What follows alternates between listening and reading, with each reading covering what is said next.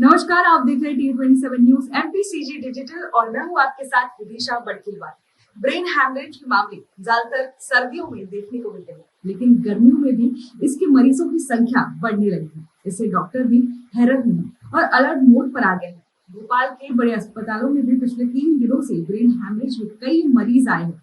Neurology surgeon ID Chaurasia के अनुसार हाथ थरथराना, घबराहट हो रहा, ऐसे लक्षण ब्रेन हैमरेज के हो सकते हैं और वो बताते हैं कि 50 से 60 साल के बुजुर्गों में तो ये बात कॉमन है, पर इसका अभी सबसे ज्यादा असर युवाओं में देखने को मिल रहा है। और क्या कुछ कहा डॉक्टर चौरसिया ने, आइए सुनिए। बदलते मौसम में ब्रेन हैमरेज के मामले लगातार बढ़ते जा रहे हैं, जिससे लोगों की चिंता बढ़ गई है।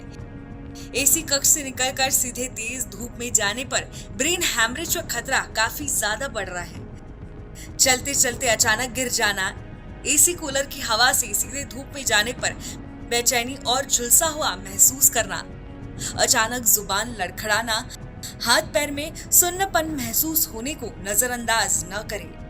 विशेषज्ञों के अनुसार ऐसे लक्षण ब्रेन हैमरेज के कारण भी हो सकते हैं। यह लक्षण 50 से 60 साल तक के लोगों में देखने को मिल रहे हैं, लेकिन इसका खतरा सबसे ज्यादा युवाओं में देखने को मिल रहा है। गांधी मेडिकल कॉलेज, जेपी अस्पताल और निजी अस्पतालों में ब्रेन स्ट्रोक और ब्रेन हैमरेज के मरीज पहुंच रहे हैं। न्यूरोलॉजी सर्जन ID चौरसिया बताते हैं कि ब्रेन हैमरेज से बचने के लिए एसी कक्ष से डायरेक्ट धूप में न जाए।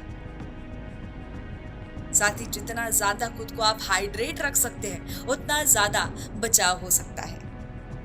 सर, ब्रेन हैमरेज के केसेस में काफी ज्यादा बढ़ोतरी देखने को मिल रही है। ऊपर से गर्मी के दिनों में एसी के कमरे में बैठने से भी क्या इससे प्रभाव पड़ रहा है? जी, ये बात सही है कि आज के परिवेश में ब्रेन हेमरेज के केसेस काफ़ी बढ़ गए हैं, क्योंकि जो ब्रेन हेमरेज के कारण होते हैं वो बहुत लोगों के लाइफ स्टाइल चेंज होने से हो गए।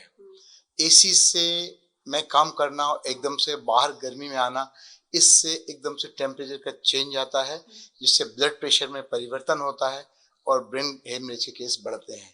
अगर ब्लड प्रेशर सडन बढ़ जाए तो जो खून की नलियां होती हैं ब्रेन में वीक हों तो फट जाती हैं, इससे ब्रेन हेमरेज हो जाता है। तो प्रिकॉशन के लिए लोगों को क्या करना चाहिए? मान लीजिए कोई एसी कक्ष में यदि काम करता है तो बाहर निकलने के पहले क्या प्रिकॉशन? उनको सबसे जो प्रिकॉशन लेना चाहिए कि जो एसी से निकले तो एसी कुछ देर के लिए बंद कर देना चाहिए।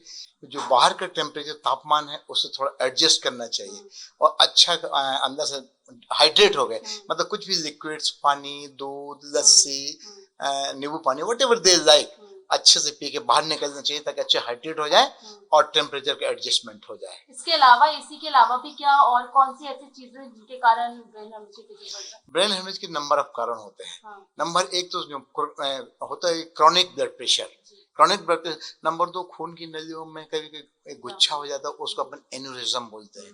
तीसरा चोट भी लग सकती है, ब्रेन ट्यूमर से भी हो सकता है, और मेटाबॉलिक चेंजेस होते हैं और ये एटमॉस्फेरिक चेंजेस होते हैं। इन सब से ब्रेन हेमरेज हो सकता है और सबसे बड़ा कारण होता है एक स्ट्रेस हो। और जब आप ये ओल्ड मैन होते हैं, एजेड पीपल होते हैं, जब सुबह टॉयलेट बाथरूम जाते हैं, स्ट्रेस देते हैं, स्ट्रेस एकदम से बीप पड़ता है, सडन ब्रेन हेमरेज हो जाओ और पेशेंट गिर पड़ता है।